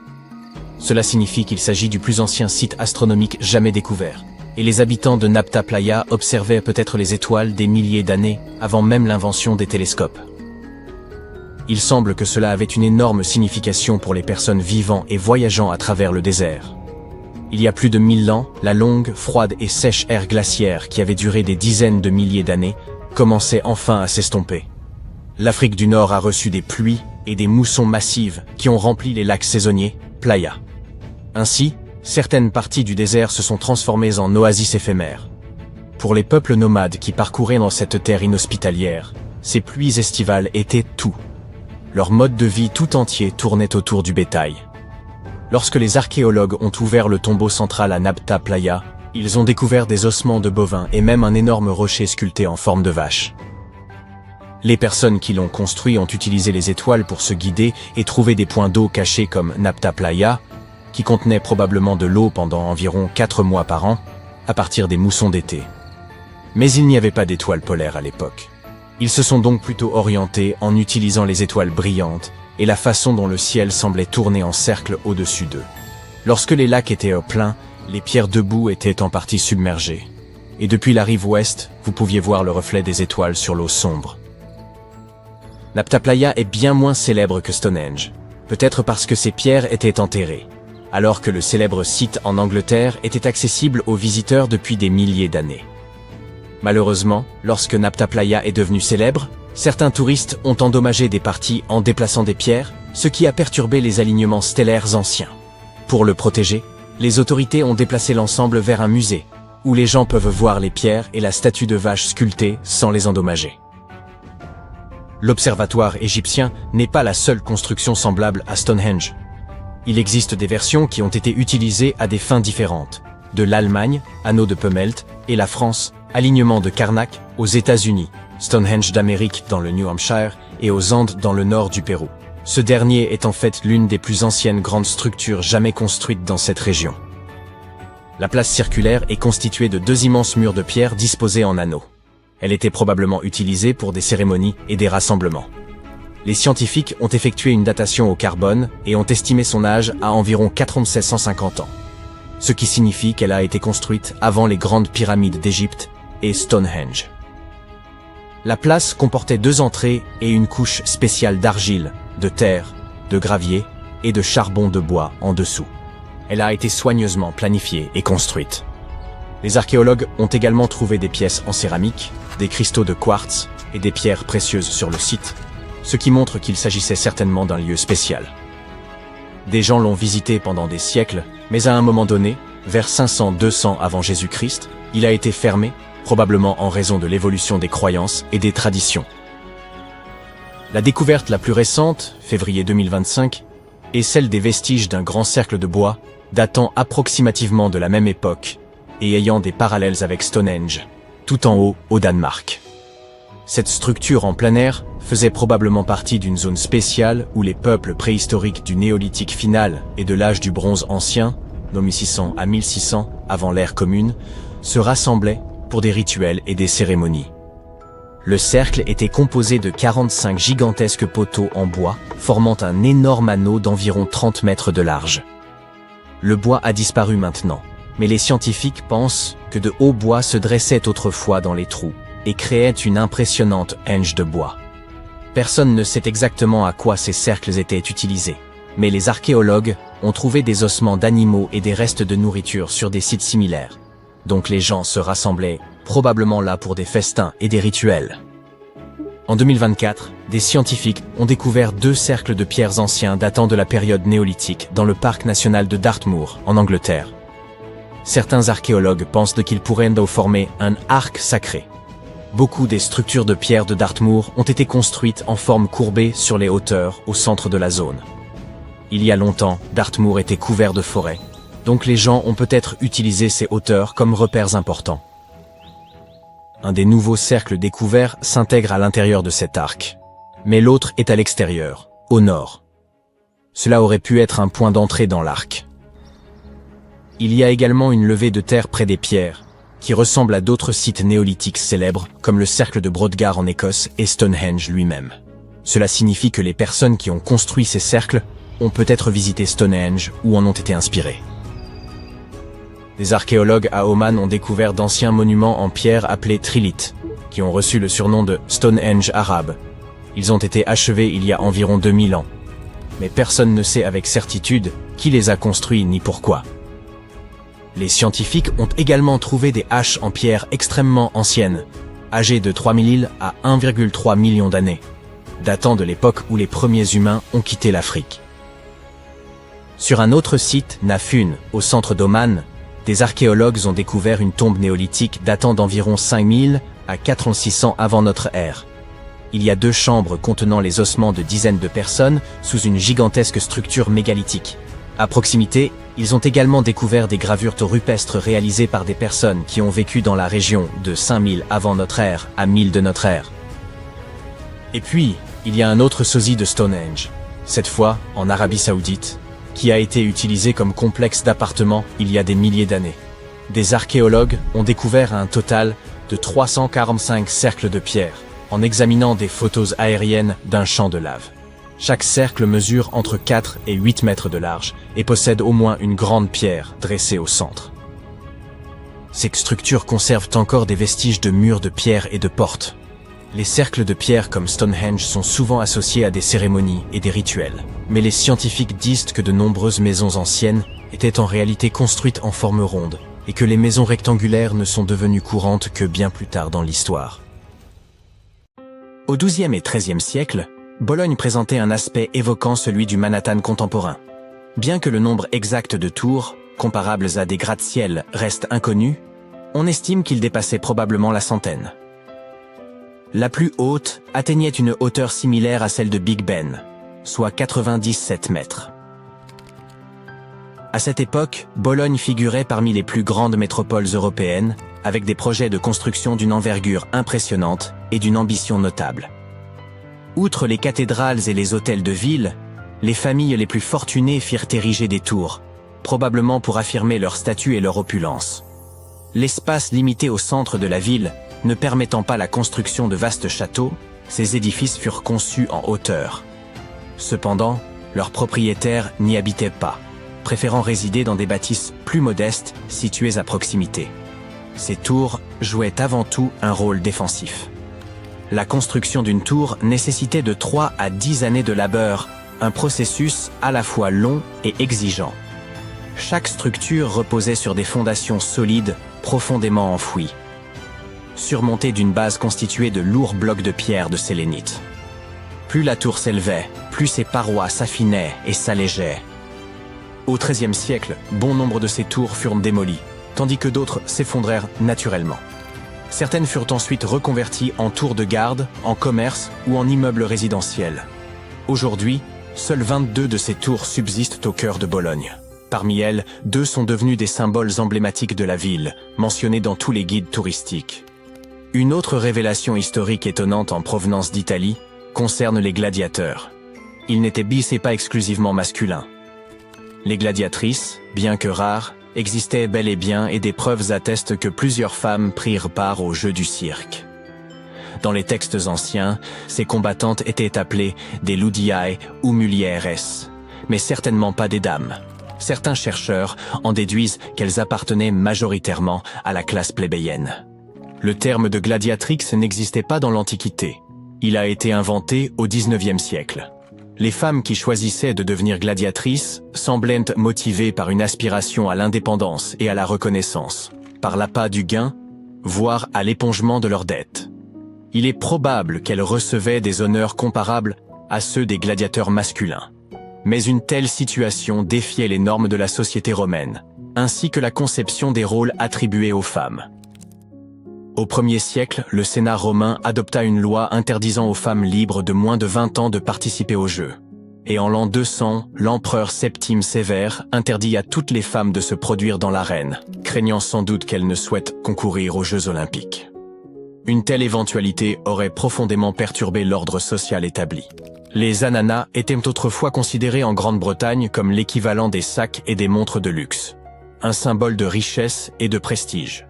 On peut encore en admirer des représentations sculptées, notamment au sommet des tours occidentales de la cathédrale Saint-Paul, l'un des monuments les plus emblématiques de Londres. Les explorateurs de retour des Amériques faisaient l'éloge des ananas avec tant d'enthousiasme que tout le monde rêvait de goûter ce roi des fruits. Ces derniers exigent toutefois des températures très élevées et des années pour parvenir à maturité. Pourtant, malgré le climat froid et humide d'Angleterre et d'Écosse, on trouvait des ananas dans les jardins de demeure cossus à la fin du XVIIIe siècle, grâce à l'installation de serres spécialisées, appelées pineries et équipées de systèmes de chauffage. Un ananas pouvait valoir jusqu'à 80 livres sterling, soit l'équivalent de 15 000 $ actuels. Naturellement, on ne consommait presque jamais un fruit d'un tel prix. Il servait plutôt de cadeau ou de pièce d'apparat, trônant sur une table jusqu'à sa décomposition. Les personnes ne pouvant s'en offrir un allaient même jusqu'à en louer pour afficher leur richesse lors de réceptions. L'ananas devint une source d'inspiration pour les arts décoratifs et la vaisselle des classes aisées. Les sculptures en forme d'ananas ornant les piliers de portail ou le sommet du trophée de Wimbledon sont des vestiges de cette époque. Cependant, dès les années 1820, les importations massives d'ananas venus de l'étranger firent progressivement perdre de sa superbe à ce fruit. Il y a 100 millions d'années, des crocodiles géants peuplèrent le désert du Sahara. Dans les années 90, des paléontologues ont mis au jour des squelettes fossilisés de crocodiles primitifs, dont le fameux Supercroc ou Sarcosuchus imperator. Parmi leurs découvertes figuraient plusieurs squelettes partiels, datant de 110 millions d'années. Ce colosse préhistorique, doté d'une tête aussi grande qu'un homme adulte, mesurait environ 12 mètres de long, soit le double de la hauteur d'une girafe. Ce crocodile géant prospérait aussi bien dans l'eau que sur terre, s'intégrant à l'écosystème diversifié de l'ancienne Afrique du Nord. Les expéditions menées dans le Sahara ont révélé un monde perdu rempli de crocodiles anciens, dont certaines espèces rappelaient des animaux modernes. L'une d'elles, surnommée Dog Croc, ou Araripesuchus wegeneri, possédait un odorat développé et de longues pattes qui lui permettaient de se déplacer comme un chien. Parmi les découvertes remarquables figurait également le Duck Croc, ou Anatosuchus, un crocodile d'1 mètre de long avec des traits rappelant ceux d'un ornithorynque. Il était mieux adapté à la vie terrestre qu'aquatique. Une autre espèce, le rat croc, ou Araripesuchus ratwad, mesurait à peine 60 cm et possédait des dents idéales pour creuser le sol à la recherche d'insectes. Comparées aux crocodiles actuels, ces créatures étaient plus agiles, dynamiques et probablement plus intelligentes, contrastant avec la nature passive des chasseurs modernes. Si les casques à réduction de bruit avaient existé au XIXe siècle, ils auraient été très utiles. Le 27 août 1883, l'île de Krakatoa, en Indonésie, a connu une éruption cataclysmique. Cet événement a produit ce qui est considéré comme le son le plus puissant jamais enregistré. Lorsque le Krakatoa s'est effondré, il a déclenché des tsunamis dont les vagues atteignaient 50 mètres, qui ont voyagé jusqu'à l'Afrique du Sud. Cette île volcanique inhabitée n'avait pas connu d'éruption depuis 2 siècles avant ce jour tragique. L'explosion a causé la mort de plus de 30 000 personnes et engendré d'intenses variations de pression atmosphérique perçues sous forme sonore. Un baromètre situé dans une usine à gaz à 160 km de là, a mesuré un niveau de 172 décibels. Un être humain moyen peut tolérer jusqu'à 130 décibels sans subir de dommages graves. La pression acoustique générée par l'éruption a donc perforé les tympans des marins à bord du Norham Castle, un navire britannique se trouvant à 60 km du Krakatoa. Cette onde a fait plusieurs fois le tour de la planète, et le bruit, comparable à celui de tirs de canon, était encore audible à 5000 km de distance. La fin du 19e siècle fut marquée par une pléthore de moustaches imposantes. Mais il y avait un problème. Il était très difficile de profiter d'une tasse de thé avec ce type de pilosité. La chaleur du thé faisait fondre la cire, entraînant l'affaissement des extrémités de la moustache. Les gentlemen de l'époque durent affronter cet inconvénient jusqu'à ce qu'apparaisse une solution ingénieuse. La tasse à moustache. Harvey Adams, un potier britannique, est probablement à l'origine de l'invention de la tasse à moustache dans les années 1870. Il a breveté un rebord intérieur en forme de papillon, muni d'un trou permettant de boire sans se tremper la moustache. Cette innovation a rapidement séduit, au Royaume-Uni tout d'abord, avant de conquérir le reste de l'Europe. Aux États-Unis, ces tasses étaient monnaie vendues dans des enseignes comme Sears et Marshall Fields, aujourd'hui intégrées à la filière Macy's. Elles étaient disponibles en divers formats et styles. Certaines, appelées tasses de fermier, pouvaient contenir jusqu'à une pinte de thé. D'autres étaient de petites pièces délicates en porcelaine, parfois en forme de coquillage ou frappées du nom de leur propriétaire. Elles étaient souvent accompagnées de soucoupes assorties. Lord Byron, l'un des plus grands poètes britanniques, possédait un véritable zoo personnel composé de nombreux chiens, chats et d'une collection d'animaux exotiques. Parmi eux se trouvaient un singe, un crocodile, un renard, des ponts, un ours et plusieurs blaireaux. Lorsque Byron étudiait au Trinity College de Cambridge, une règle interdisait la présence de chiens sur le campus. Cette interdiction l'irrita profondément, et il décida d'en faire fi. Byron choisit donc un animal inhabituel, un ours apprivoisé. Les autorités du collège tentèrent de l'en dissuader, mais comme aucun règlement ne mentionnait explicitement les ours, elles ne purent l'en empêcher. Byron promenait son ours en laisse, lui parlait, et alla jusqu'à envisager de l'inscrire en tant qu'étudiant. L'origine exacte de cet ours demeure inconnue, mais ce qui est certain, c'est qu'à son départ de Cambridge, Byron emmena son compagnon à Londres pour intégrer son domaine. Voici une nouvelle. La plus ancienne pyramide du monde a été construite pendant la dernière période glaciaire, et elle ne se trouve pas en Égypte. Il semblerait que nos ancêtres aient érigé une pyramide vieille de 27 000 ans à Java Ouest. Gunung Padang n'a pas l'air d'une vraie pyramide au premier abord, c'est plutôt une colline avec d'énormes pierres éparpillées partout. Mais les gens du coin semblent vénérer le site, et ce depuis des siècles. Ce n'est que récemment que les autorités indonésiennes ont décidé de creuser un peu plus profondément pour en savoir plus. Ils ont fini par trouver les vestiges d'une société humaine. C'était plutôt inattendu, car la butte est assez haute. La seule certitude qu'on a tirée de ces fouilles est qu'il y avait des humains dans la région en 45 avant Jésus-Christ, ce qui semble raisonnable. Il revenait à un géologue indonésien nommé Danny Hillman de prouver que Gunung Padang fut la première pyramide du monde. Il a utilisé toutes sortes de nouvelles technologies pour essayer de le démontrer. Notre ami a utilisé la datation au carbone, creusant profondément sur le site pour extraire de gros morceaux de matière à analyser. Et il a découvert d'innombrables strates de pierre façonnées. Comme si en creusant sous Rome, on découvrait des tonnes de bâtiments enfouis. D'après ses recherches, il y avait des cavernes, et dans ces cavernes, des salles. Ce qui prouvait selon lui que des hommes étaient passés par là. En ce qui concerne les roches situées en haut du monticule, elles furent probablement placées là stratégiquement par ceux qui vivaient sur le site. Ils avaient besoin d'un endroit pour méditer, ils ont donc arrangé les choses de manière harmonieuse. Leur surface lisse ne serait pas le résultat d'une érosion séculaire, mais du travail de grands sculpteurs, les Michel-Ange de leur époque. Si tout cela est vrai, alors les civilisations humaines ont commencé bien plus tôt que nous le pensions. Nos ancêtres, les humains du Paléolithique, n'avaient pas ce qu'il fallait pour être considérés comme civilisés. Ils n'avaient ni les outils ni les connaissances pour construire des pyramides. Ils auraient eu besoin de certaines compétences en maçonnerie, et c'est peu dire qu'on en manquait sérieusement à cette époque. Nombreux sont ceux qui doutèrent de Hillman. Sa théorie était séduisante, mais il n'avait pas de preuves, ni charbon de bois, ni fragments d'os. Il n'avait rien. Flint Dibble, un autre archéologue, a déclaré que sans preuve concrète d'activité humaine, on ne peut pas parler de véritable pyramide. Toutes ces données prouvent seulement que le sol du monticule remonte à 27 000 ans. Ils pensent que les roches situées au sommet ont simplement glissé au bas de la colline, comme le font normalement les roches. Seule une société très avancée aurait réussi à construire une telle pyramide à degrés. Et selon Bill Farley, un archéologue américain, il n'y a tout simplement aucune raison de croire qu'il y avait des sociétés humaines en Indonésie lors de la dernière période glaciaire. Pour info, la plus ancienne société connue possédant ce type de connaissances remonte probablement à 11 000 ans. Elle occupait la région de l'actuelle Turquie.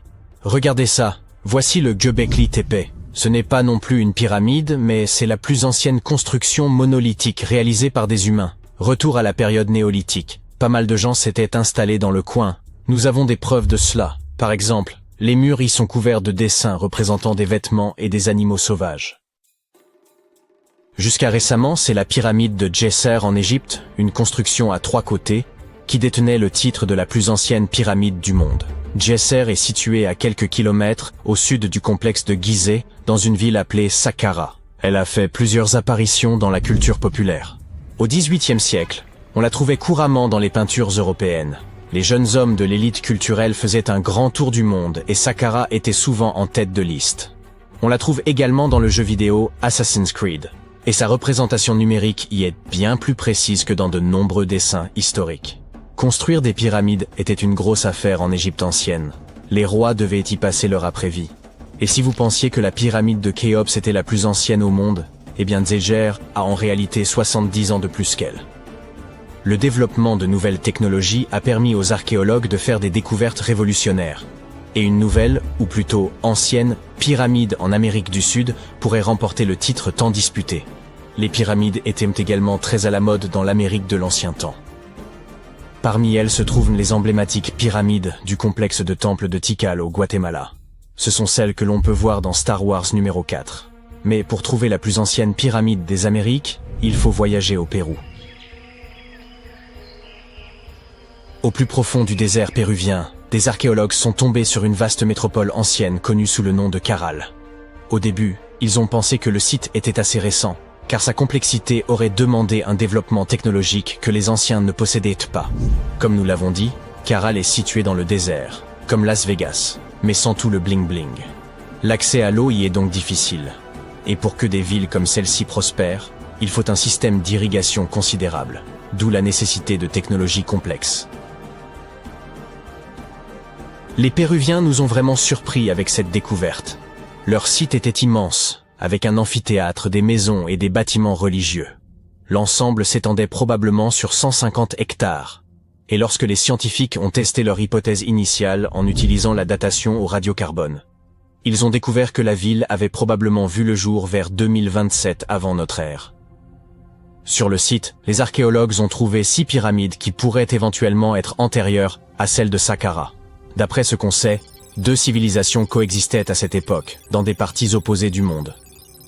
Mais comme les chercheurs ne peuvent pas préciser l'âge exact des pyramides de Caral, il est assez difficile de savoir quelle civilisation a terminé sa pyramide en premier. Si seulement nous avions une boule de cristal. Il se trouve que la forme d'une pyramide est quelque chose que la nature peut produire toute seule. Ce qui a de quoi pas mal déconcerter les humains modernes. Un exemple classique est le site japonais de Yonaguni, également connu sous le nom de l'Atlantide du Japon. Le monument dans son ensemble fait environ la taille de 5 terrains de football, et s'élève aussi haut qu'un bâtiment de 5 étages. Les explorateurs et les scientifiques pensent que Yonaguni remonte à 10 000 ans. Pour le plus grand géologue marin du Japon, le professeur Masaki Kimura, Yonaguni est le patrimoine d'une civilisation perdue. Kimura a plongé plus d'une centaine de fois au cours des 10 dernières années pour explorer ces ruines. Selon lui, on y trouve des signes clairs d'activité humaine. Regardez cette piscine en forme de triangle sur la surface du monument. Kimura pense que c'est une preuve réelle de la présence humaine, car cette concavité triangulaire est un symbole historique des fontaines d'eau de la région. Comme c'est souvent le cas, tous les scientifiques ne sont pas du même avis. Pour beaucoup, Yonaguni est probablement le résultat de milliers d'années d'érosion. Et le fait que le monument soit constitué d'un énorme rocher les conduit à croire qu'il n'est pas d'origine humaine. Certes, ces énormes colonnes de basalte nous font penser aux ruines d'un palais, mais elles sont très probablement le résultat de l'intense activité volcanique de la région. Et au sujet de formations naturelles qui ressemblent à des créations humaines, on a beaucoup parlé d'une certaine pyramide martienne récemment. Cela fait un moment que nous essayons de prouver qu'il y a de la vie sur la planète rouge. Mais certains vont vraiment trop loin. Ils disent que de petits êtres verts ou gris ont construit une pyramide sur Mars et que ce serait la preuve qu'une civilisation existe. Cette photo a été prise il y a plus d'une décennie par le Mars Reconnaissance Orbiter, ou MRO. Mais elle a commencé à refaire surface récemment. On y voit ce qui ressemble à une pyramide à 3 côtés. Certains prétendent que les surfaces lisses de la pyramide ne peuvent y résulter que d'un travail extraterrestre. Mais ensuite la science intervient et nous explique que Mars abrite l'un des systèmes de canyons les plus profonds de tout le système solaire. La soi-disant pyramide est située dans ce que l'on appelle le secteur de Kandor-Chasma. Cette région martienne compte tout un tas de formations similaires qui ne sont rien de plus que le résultat de l'érosion. Il n'y a apparemment rien de surnaturel là-dedans.